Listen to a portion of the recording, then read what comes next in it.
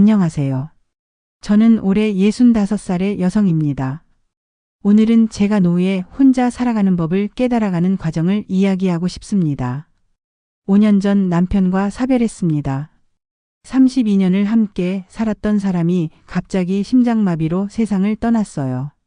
그때는 정말 하늘이 무너진 것 같았습니다. 아침에 일어나면 커피 2잔을 내려놓고 저녁이면 빈 방석을 바라보며 울었죠. 자식들은 다들 제 살기를 찾아 멀리 떠났습니다. 큰아들은 미국에서 박사과정을 밟고 있고 작은 딸은 캐나다에서 정착했어요.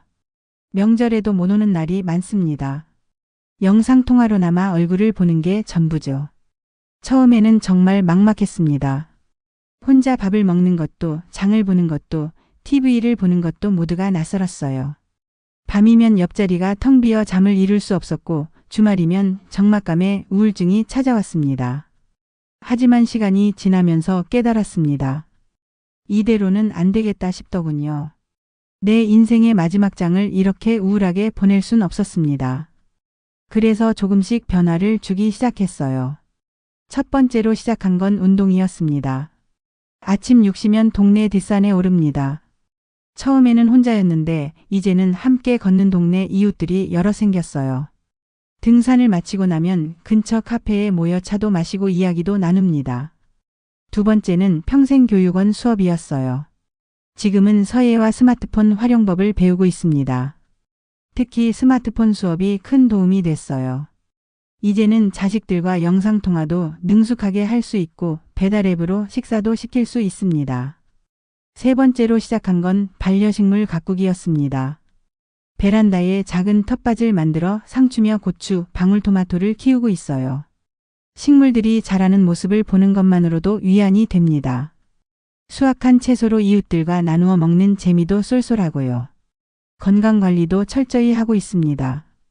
매년 정기검진을 받고 혈압약은 정해진 시간에 꼭 챙겨 먹어요. 응급 상황을 대비해서 스마트워치도 구입했습니다. 화장실에서 넘어지거나 할 때를 대비한 거죠. 재정 관리도 중요했습니다.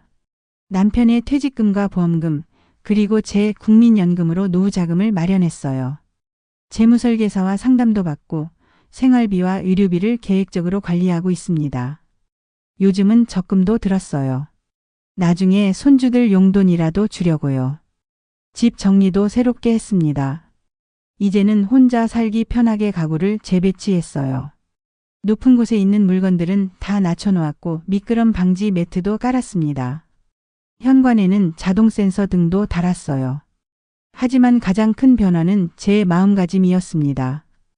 혼자와 외로움은 다르다는 걸 깨달았어요. 혼자 있는 시간을 즐기는 법을 배웠습니다.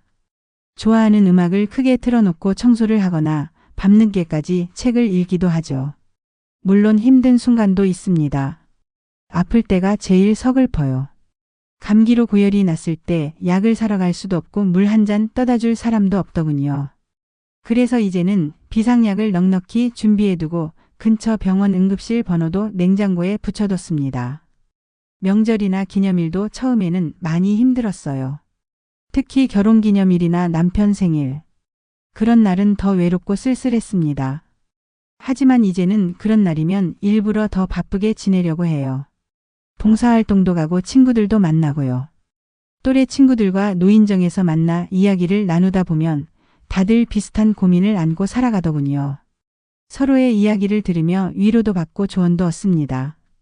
젊은 시절에는 몰랐던 우정의 소중함을 이제야 깊이 느끼고 있어요.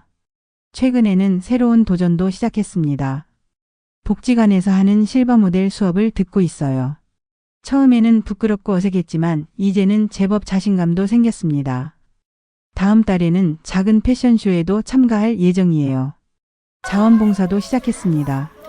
주 2회 초등학교에 가서 아이들의 급식 시간을 도와주고 있어요. 아이들과 이야기하다 보면 제 손주들 생각도 나고 젊어지는 기분도 듭니다. 혼자 사는 것이 불편할 때도 있지만 이제는 그런 불편함을 지혜롭게 해결하는 법을 알게 됐어요. 무거운 물건을 들 때는 카트를 이용하고 형광등을 갈 때는 도구를 사용합니다. 안 되는 건 도움을 청하면 되는 거죠. 요즘은 일기도 쓰고 있습니다. 하루를 정리하면서 감사한 일들을 적어보면 생각보다 많은 행복이 있다는 걸 깨닫게 돼요. 작은 일상의 기쁨을 발견하는 재미가 쏠쏠합니다. 앞으로의 계획도 세웠어요. 내년에는 제주도 한 달 살기에 도전해 보려고 합니다. 혼자라서 더 자유롭게 할 수 있는 일이잖아요. 그리고 70살이 되면 캐나다에 있는 딸 집에서 6개월 정도 지내볼 생각입니다. 저는 이제 깨달았습니다. 나이 들어 혼자 산다는 건 결코 불행한 일이 아니라는 걸요. 오히려 새로운 시작이 될 수 있다는 것을. 혼자여서 더 자유롭게 도전할 수 있고 혼자이기에 더 단단해질 수 있습니다. 같은 처지에 계신 분들께 말씀드리고 싶습니다. 부끄러워하지 마세요. 도움이 필요하면 당당히 요청하세요.